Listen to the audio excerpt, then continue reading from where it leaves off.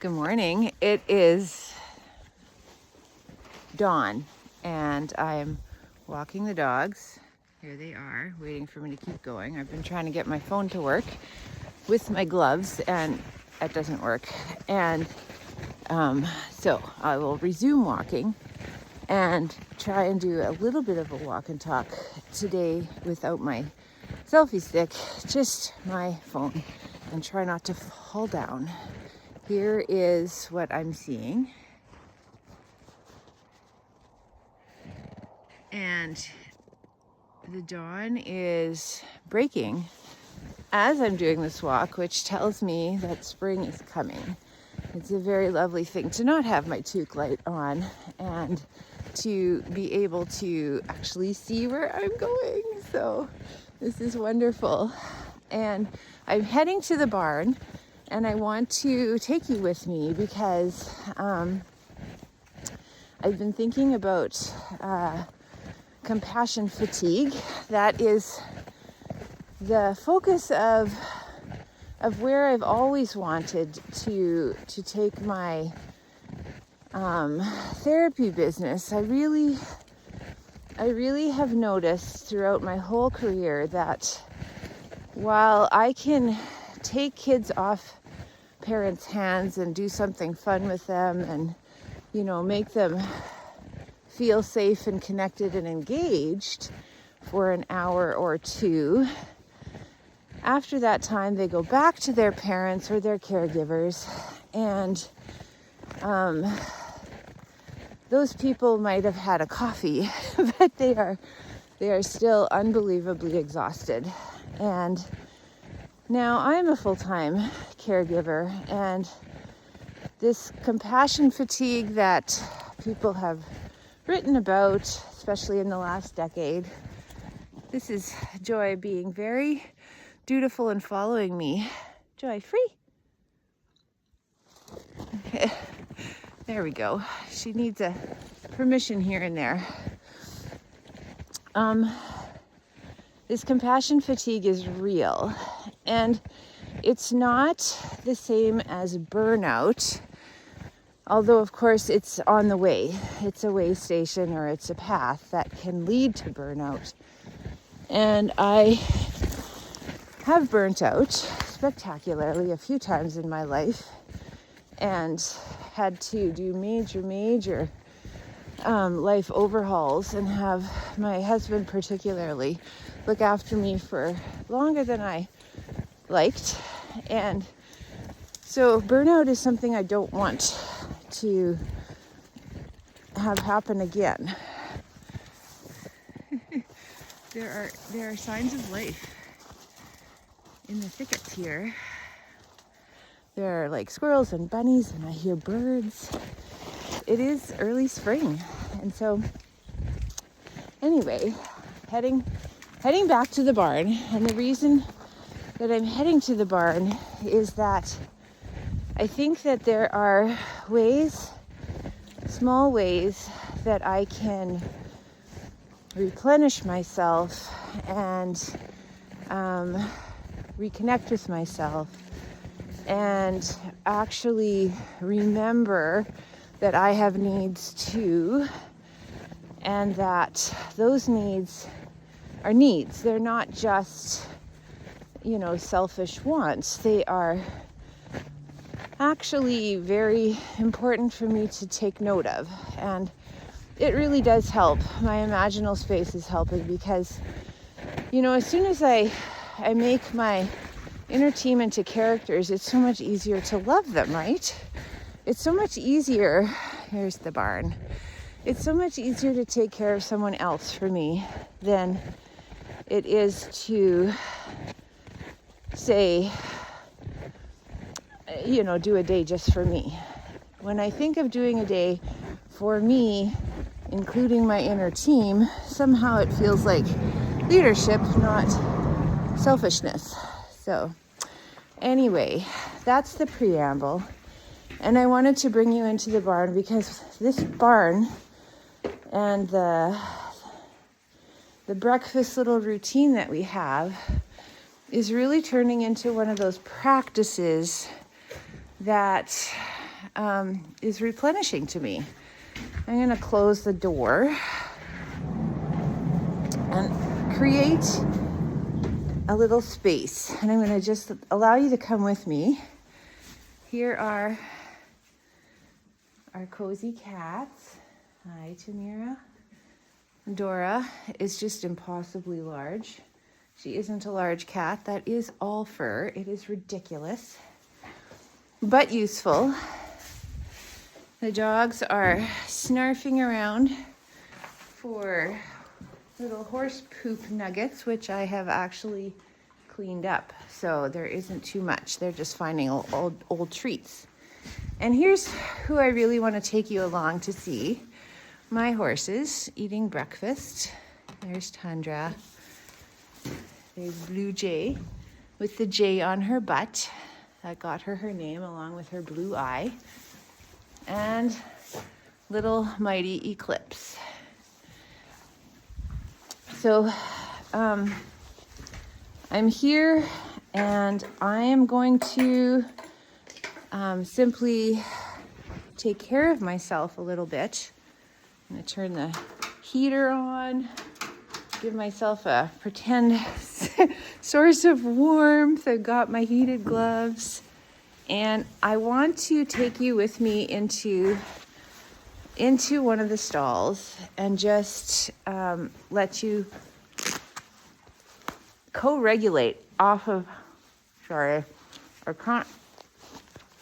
can't do this without some skin to skin. Okay, so we'll go into Tundra's stall because she's my horse. All right. And Tundra, would you like to allow us to join?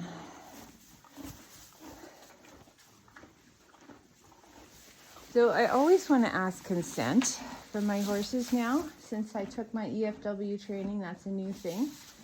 I was very careful about that with the kids that I worked with, but I didn't really extrapolate that to horses. I thought they were just supposed to be there when I needed them. But I want this to be a relationship, so I'm asking consent, and her coming over to me, even as I backed up, is what I'm going to take as a yes. She's all about me being the vendor of treats, but I want her to just, nope. I want her to just keep eating breakfast and feel free to share that space with us. We're just going to soak a little bit.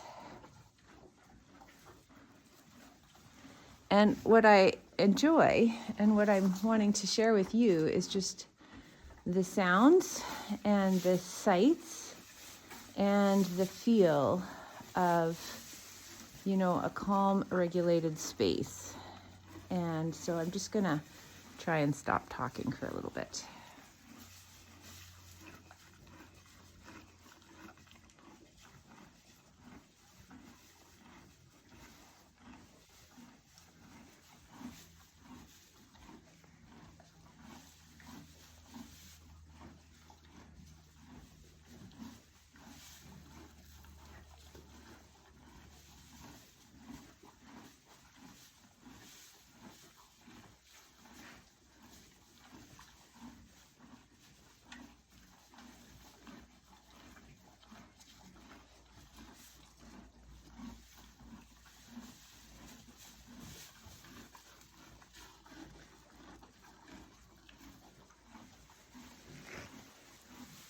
And this is going to be vicarious, but you can imagine how this feels.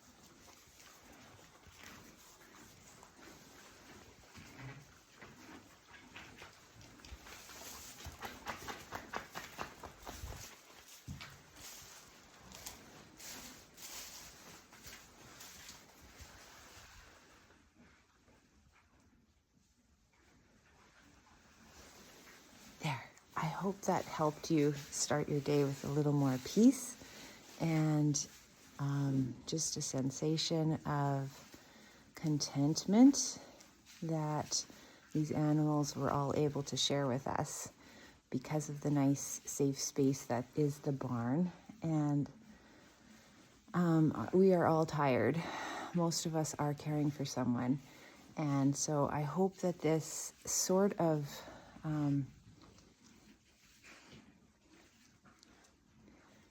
maybe